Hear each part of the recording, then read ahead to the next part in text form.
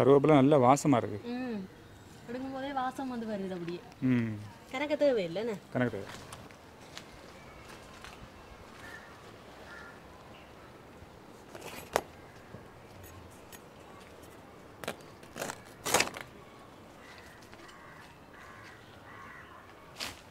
வாழலை.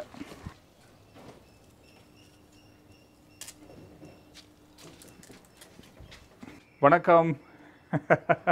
ஒரு வித்தியாசமான வீடியோவில் உங்களை சந்திக்கிறோம். ஒரு புது இடம், அதாவது இது எங்களோட வீட்டுக்கு பின்பக்கம்.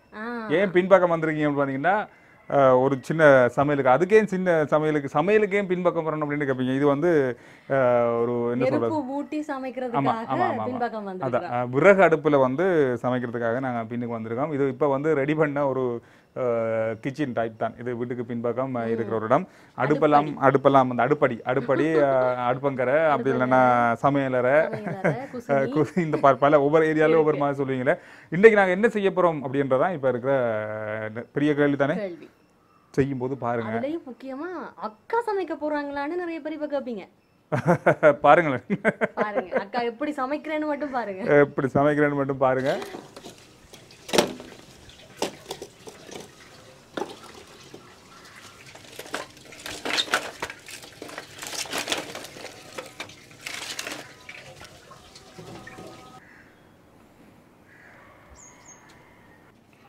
ஓகே, சட்டியை வைச்சு ஆரம்பிக்கிறோம். ஆபா, ரைட், ஓகே. நல்லா கொழுந்து விட்டு எரியுது நெருப்பு. சரி, இப்போ வந்து வெங்காயத்தை வெட்டியாச்சு. போக போக போக ஓகே. பச்சை மிளகாய் வந்து கொஞ்சம் இப்படி ரெண்டாக கீறி வைப்போம். ஓகே, இது நம்ம சமையல் தான். இதில் நீங்கள் இப்படி தான் செய்யணுன்றது இல்லை. ஒவ்வொருத்தரும் ஒவ்வொரு விதமாக செய்வாங்க. நாங்கள் ஒரு விதமாக செய்வோம். செய்து பார்ப்போம் இந்த நிலையில் எப்படி வருது அப்படின்ட்டு.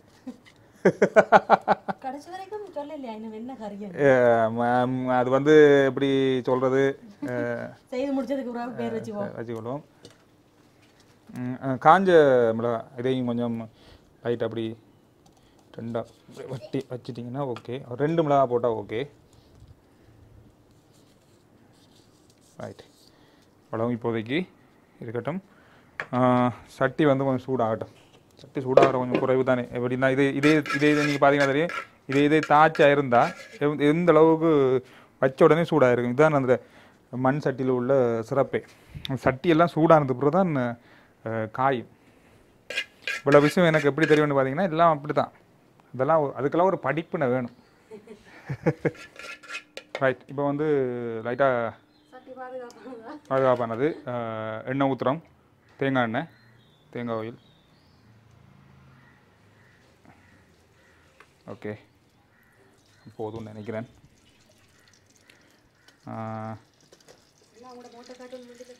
ஓகே, இல்லை முதலாக நாங்கள் கொஞ்சம் சீரகம் போடுறோம். சீரகம் தானே இது, பெருஞ்சீரகம். அது பிறகு லைட்டாக வெந்தயம், அதுக்கு பிறகு சின்ன சீரகம், அதுக்கு பிறகு இந்த கராம்பு, இது கருவா பட்டை. ஓகே, இப்போ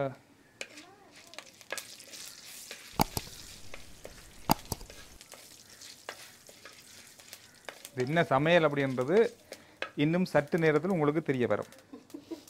இப்போ நாங்கள் வெங்காயத்தை போடுறோம். ஓகே, வெங்காயத்தை அப்படியே ஃபுல்லாக போட்டுட்டு பண்ணுறோம்.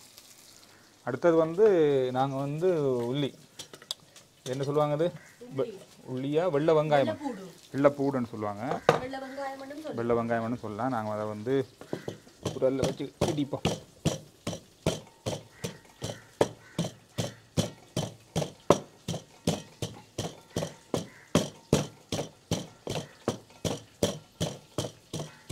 ஓகே, போதும்னு நினைக்கிறேன்.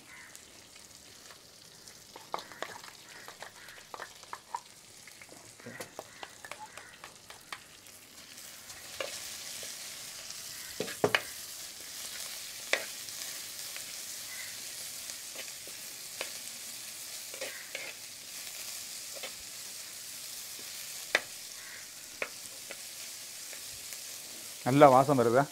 செம்ம வாசம் கொண்டு வருது. அடுத்தது இஞ்சி. இஞ்சி கொஞ்சம் க்ளீன் பண்ணி வச்சுருக்கணும். ஓகே, இஞ்சி வந்து இதுக்குள்ளே போட்டு இடிக்கணும். கொஞ்சம் இடிச்சு போட்டால் நல்லா இருக்கும் இஞ்சி. சரியா? தெரிகிறதா? தெரிகிறதா? ஓகே.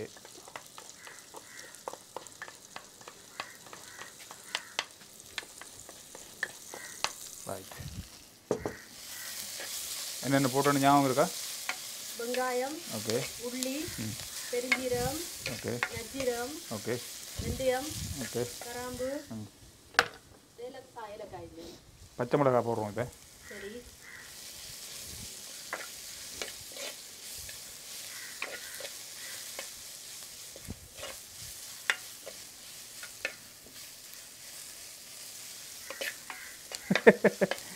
எதுக்கு உங்களுக்கு இந்த வேண்டாததுலன்னு நீங்கள் கேட்குறீங்க. எனக்கு நீங்கள் பார்த்து கொண்டு இருக்கும் போதே கேட்குறது விளங்குது. இருங்க. இப்போ காஞ்ச மிளகா சரியா? 2 கணக்கு போடக்கூடாது. ஏற்கனவே நாங்கள் வந்து இன்னும் பல தூள்களை செலுத்த வேண்டியிருக்கு. தூள் தூள். ஓகே.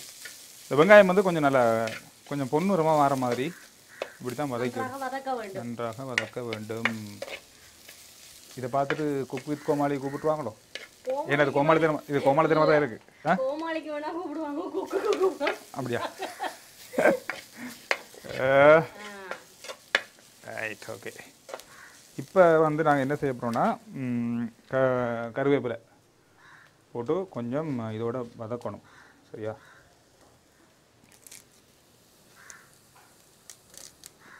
சரி, போட்டுருங்க, ஒரு பிரச்சனையும் இல்லை.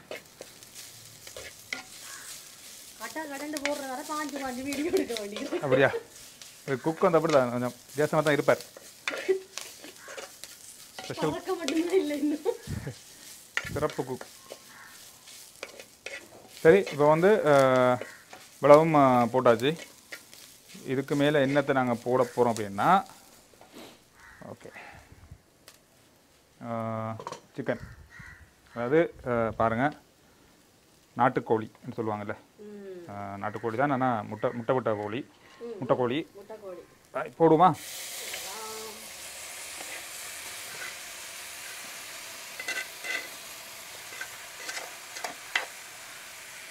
இதுக்குள்ள உப்பு வந்து தேவையான அளவு உப்பு போட்டிருக்கோம் நாங்கள் ஏற்கனவே. சரியா?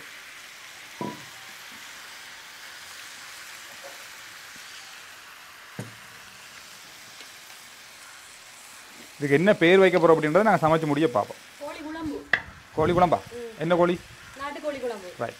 அப்படி வந்துச்சுன்னா அப்படியே வச்சுருவோம். அப்படி இல்லைன்னா ஓகே. இப்போ வந்து மிளகாத்தூள். இந்த மிளகாத்தூள் வந்து இதை பார்த்து காட்டிங்கன்னா தெரியும், இது யாழ்ப்பாணத்து மிளகாத்தூள். சரியா? யாழ்ப்பாணத்து அந்த பானியில் வந்து தூள் தூள் தூள் வந்து எல்லாம் நிறைய இதுக்குள்ளேயும் வந்து மல்லி, சீரகம், கடுகு, கொத்தமல்லி இப்படி எல்லாமே போட்டு மிக்ஸ் பண்ண ஒரு இதில் கொஞ்சம் போட்டுக்கிறோம்.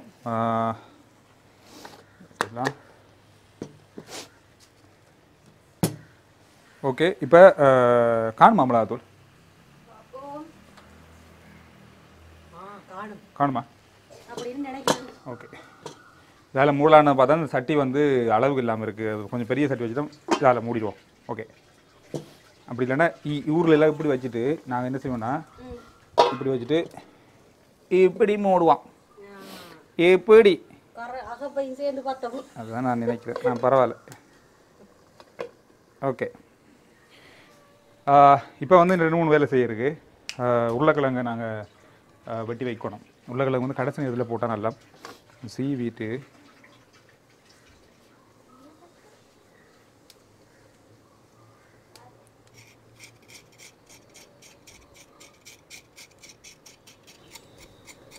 இது வந்து நூறலிய உருளைக்கிழங்கு.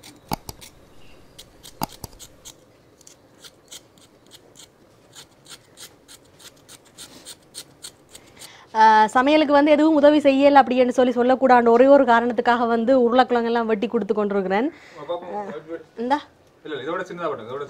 இது நானே வெட்டின உருளைக்கிழங்கு.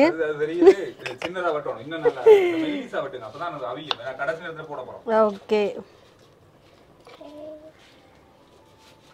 சின்ன வெட்டினா கரைஞ்சிடாதா? இல்லை இல்லை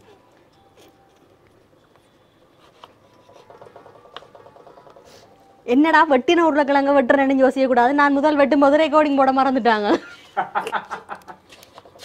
முக்கியமா இந்த இறைச்சிக்கறி, இந்த கோழி இறைச்சிக்கறிக்கு வந்து என்ற பங்களிப்பு உருளைக்கிழங்கும் தக்காளி பழமும் வெட்டி கொடுத்தது. ஏன்னா எதுவுமே செய்யாம நான் இந்த கோழி இறைச்சியை சாப்பிட்டேன்னு ஒரு கதை வரக்கூடாதுன்ற ஒரே காரணத்துக்காக.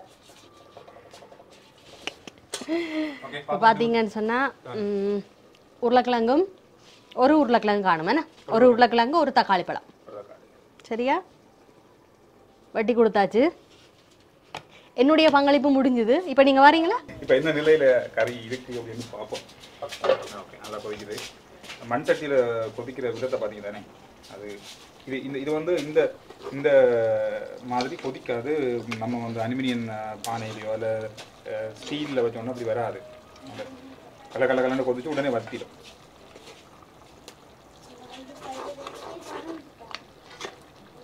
இந்த வாசம் வருது. நான் சமைக்கிறதுக்காக சொல்லல, உண்மையிலேயே வாசம் வருது. அது சாப்பிட்டு பார்த்துட்டு தான் நாங்கள் சொல்லணும் இப்படி இருக்குதுன்னு சொல்லி. ஆனால் நல்ல வாசனை வருது. வருது தானே? நாட்டு சிக்கன் வாசம் வருது. வருது மிளகு மிளகு. ரைட், இப்போ ஒரு விஷயம் செய்ய போகிறோம். நான் வெட்டி வச்ச உருளைக்கிழங்கு தக்காளி உருளைக்கிழங்கு இப்போ நாங்கள் போடுறோம். ஏன்னா இன்னும் கொஞ்சத்தில் வந்து ஃபுல்லாக வத்திருந்தானே. இதில் இன்னொரு விஷயம் இருக்குது, நான் உங்களுக்கு சொல்கிறேன்.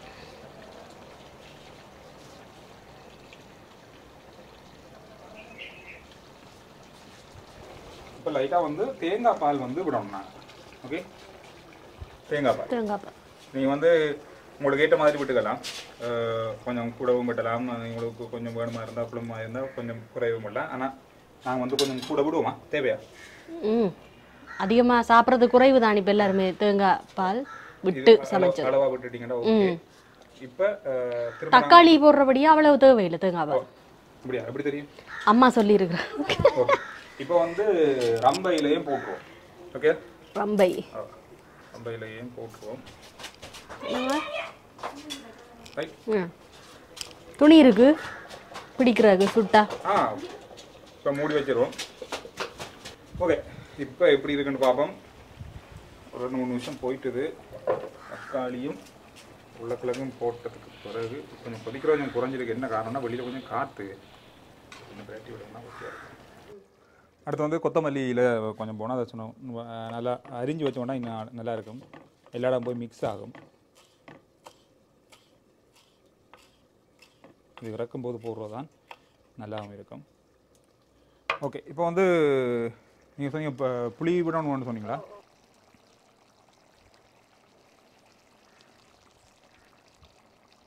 ஓகே, இது போதும்.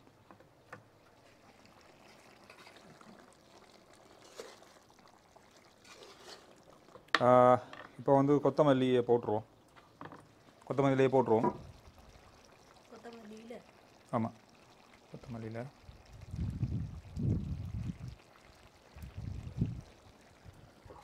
ரைட்.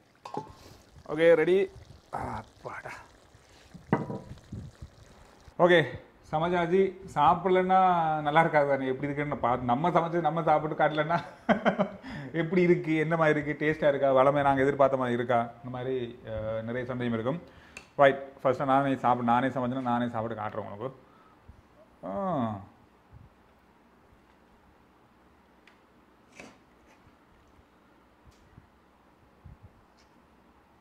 குழம்புலாம் அந்த எதிர்பார்த்த மாதிரியே வந்து தான் இருக்குது.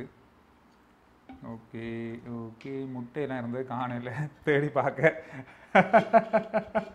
ஓகே, ஃபஸ்ட்டாக நான் சாப்பிட வர்றேன். சிக்கன்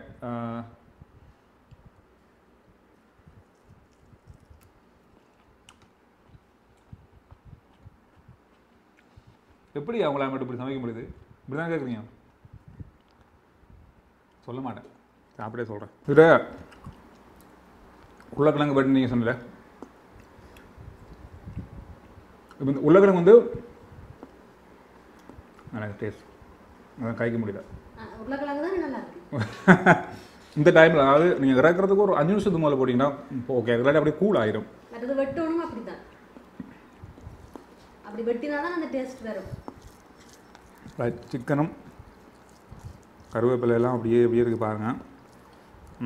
கொத்தமல்லி இதெல்லாம் சேர்த்து சாப்பிடும்.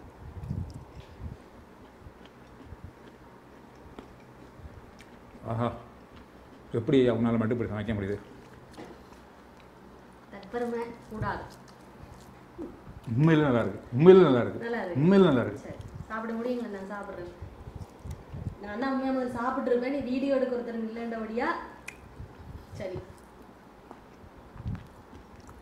உண்மை நான் தான் சமைச்சேனா? நானெல்லாம் சமைச்சேன். இந்த டைமில் நிறைய பேர் வீட்டில் இருப்பீங்க. கிடைக்கிற பொருட்களை வச்சு சும்மா ட்ரை பண்ணி பாருங்கள். வீட்டில் இருக்க பொருட்களை வச்சு வாங்கக்கூடிய மாதிரி இருந்தால் வாங்கி கொஞ்சமாக சமைச்சு ட்ரை பண்ணி பாருங்கள். வருங்காலத்துக்கு நிறைய பேர் உதவும். பொதுவாக ஆண்களுக்கு நான் சொல்கிறேன், நிறைய பேருக்கு வருங்காலத்தில் கண்டிப்பாக உதவும். அண்ணனுக்கு வந்து எவ்வளோ பெருசாக உதவி இருக்குன்னு பாருங்கள். இதை விட வேறு என்ன வேணும் உங்களுக்கு? நான் சமைச்சதை நானே சொல்லி சொல்லி கரெக்டாக அவ்வளோ நல்லா இருக்காது. கேமராமேன் சாப்பிட போகிறாங்க. அவங்க சாப்பிட்றதுக்கு பிறகு அவங்க என்ன சொல்கிறாங்கன்னு பாருங்கள். பார்த்துட்டு அவங்களோட ரிவ்யூவை கேட்டுட்டு முடிவெடுங்க. குழம்பு எடுப்போம். ஓகே,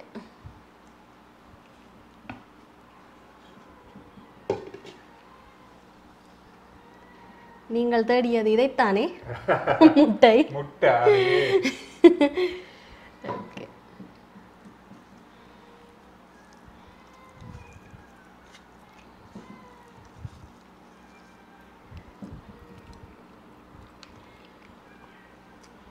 எப்படி இருக்கு?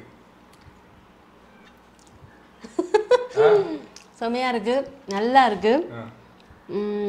உப்பு, புளி, உரைப்பு, உப்பு புளி எல்லாம் விடுங்களேன், மற்றபடி இல்ல எல்லாமே வந்து நல்லா இருக்கு.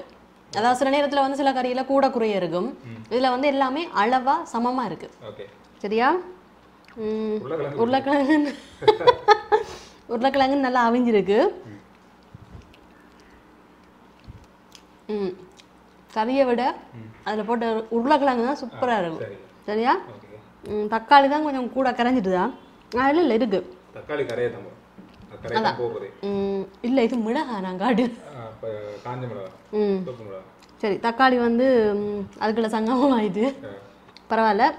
இருந்தாலும் கறி வந்து உண்மையிலேயே நல்ல ருசியா இருக்கு. முக்கியமா அந்த மண் சட்டியில சமைச்ச ஒரு வித்தியாசம் இருக்கு. சாதாரணமா நாங்க கேஸ் அடுப்புல இதுல சமைக்கிறத விட மண் சட்டியில இந்த மாதிரி நெருப்பு ஒரு வித்தியாசம் இருக்கிறது உண்மைதானே?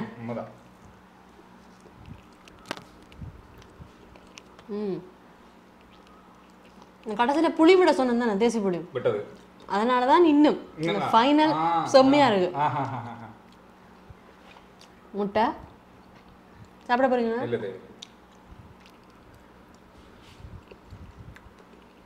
செம்மையா இருக்கு, நல்ல டேஸ்டா இருக்கு. சரி, சாப்பிட முடிய வேணும்னா லாக்டவுன் எல்லாம் எடுத்ததுக்கு பிறகு பயண தடையெல்லாம் நீக்கினதுக்கு பிறகு கிஃப்ட் ஏதாவது வாங்கி கொடுப்பேன் வேணா. கடைசியா மக்களுக்கு என்ன சொல்ல விரும்புறீங்க? வீடியோவை ஃபுல்லாக பார்த்துருப்பீங்க. சமைச்சது நல்லா இருக்குன்னு நான் சொல்லிட்டேன். நீங்கள் என்ன செய்ய போறீங்கன்னு சொன்னால் இந்த உருளைக்கிழங்கு தக்காளி பற்றி கதைக்கணும் கட்டாயம் கமெண்ட்ஸில். வீடியோ எடுத்த ஆளை பற்றியும் கட்டாயம் கதைக்கணும். சரியா? அதே போல் நீங்களும் வந்து ட்ரை பண்ணி பாருங்கள் இந்த மாதிரி சமைச்சு. வீட்டில் ஆண்கள் இருப்பாங்க இல்லையா? இருந்தால் அண்ணனோ தம்பியோ அப்பாவோ கணவரோ கண்டிப்பாக சமைச்சு சாப்பிட சொல்லுங்கள். சமைச்சு தர சொல்லுங்கள். அவங்களும் சாப்பிடட்டும், நாங்களும் சாப்பிடுவோம். ஆனால் அடுத்த வீடியோவில் நான் மழை வராட்டி சமைப்பேன். பாய் சொல்லி. பாய்.